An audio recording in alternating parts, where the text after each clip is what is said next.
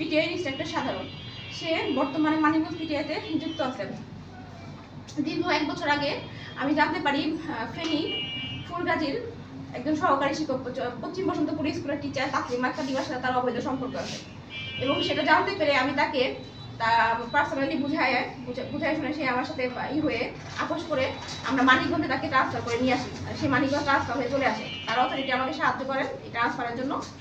পরে মানিকগঞ্জে নিয়ে আসি, পরে সে মানিকগঞ্জ আসার পর থেকে আমাকে সে হয়তো বিয়ে করে ফেলছে সেখানে 2000 মানে ব্যাকডেটেড যে একটা অঙ্গীকারনামা বানাইছে, সেই অঙ্গীকারনামা নিয়ে আমাকে মারধর করে, নির্যাতন করে। আমি সাইন দিই না দেখে, অঙ্গীকারনামায় স্বাক্ষর দিই না দেখে সে প্রতিনিয়ত আমাকে নির্যাতন করে আসে শারীরিক ও মানসিকভাবে।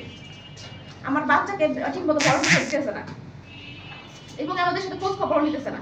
মাঝে মাঝে সে আসে এই হচ্ছে সাইনের জন্য, অঙ্গীকারনামা সাইনের জন্য সে আমাদের কাছে আসে এবং সে আমাকে নির্যাতন করতে থাকে। এবং হচ্ছে এর মধ্যে সে আমাকে বহুবার সুইসাইড করানোর জন্য, মানে সুইসাইড প্ররোচনার জন্য হুমকি দেয়। সে আমাকে বলেও তুমি মরে যেতে পারো না, তুমি মরলেও তোমার রাস্তা পরিষ্কার হয়, তাহলে তো আমার তার করতে হয় না কোনো কিছু। এবং এর মধ্যে সে একবার আমাকে সে অ্যাবর্শনও করায় আমাকে, সে আমাকে বাচ্চা নিতে দিবে না, ফেনী গেলে বাচ্চা নিতে দিবে, ফেনী ট্রান্সফার হয়ে যাবে তখন। যাই হোক, তার এই নির্যাতন চলতেই আছে এবং বারবার প্রতিনিয়ত চলতেই আছে।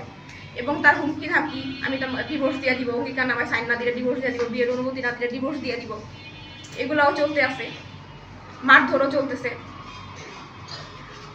পরে সেই দিন এখন যখন আমি সেই মহিলার এগুলো শুনে মহিলার বিরুদ্ধে আমি কমপ্লেন করি, মহিলার যে আছে অথরিটি আছে ওইখানে কমপ্লেন করার পরে মহিলার ওইখান থেকে আমাকে ডাকে শিক্ষা অফিসাররা, সেখানে তদন্ত হয়, মহিলা লিখিত দেন। সেই লিখিতর পর থেকে সে আমার প্রতি আরও ক্ষিপ্ত হয়ে যান, আরও হুমকি ধামকি নির্যাতন চলতেই আছে। বাচ্চারও খোঁজ খবর নেয় না, আমাদেরও খোঁজ খবর নেয় না।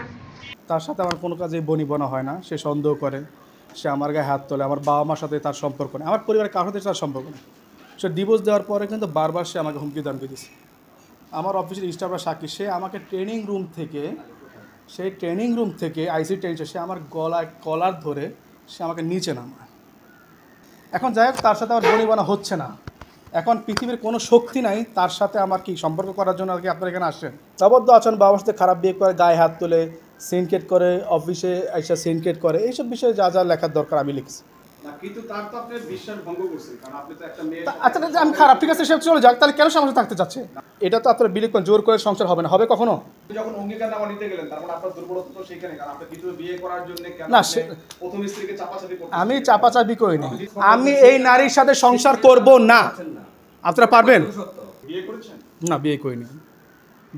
কিন্তু আপনি তো অঙ্গীকারনামা স্বাক্ষর নেওয়ার চেষ্টা অঙ্গীকারনামার এক জিনিস, বিয়ে তার আলাদা বিষয়। করছেন কিনা এটা আপনি তো না, আমি তাকে কখনো প্রেশারাইজ করিনি।